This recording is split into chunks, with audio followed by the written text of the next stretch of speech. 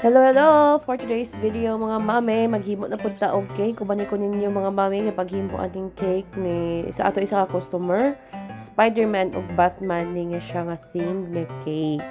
So ato aning ginapang fast forward itong mga video no kay para di mo layon og tan-aw mga mami kay magtanag pila ka oras din Murag 1 minute ra ni nato gihimo sa tong video pero paghimo gyud nato sa cake tinuod lang mga pila ka oras. Oh no! Oh, di ba?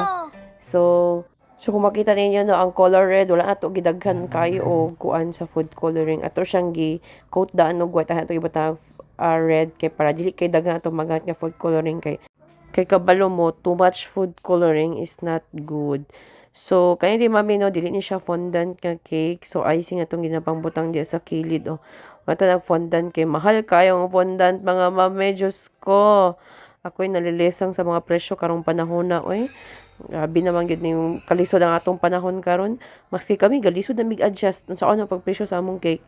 Kasi tinuod lang dili mahal ang cake pero dili na siya sa amo ang kwan ginansya gapadulong sa mga materials, sa mga ingredients plus hago pa namo usay ginapangayo na lang. So mora to mga mami humana to og kanang kwan atong cake na to den pictorialan no. Nya pagkahuman to na din siya i-box.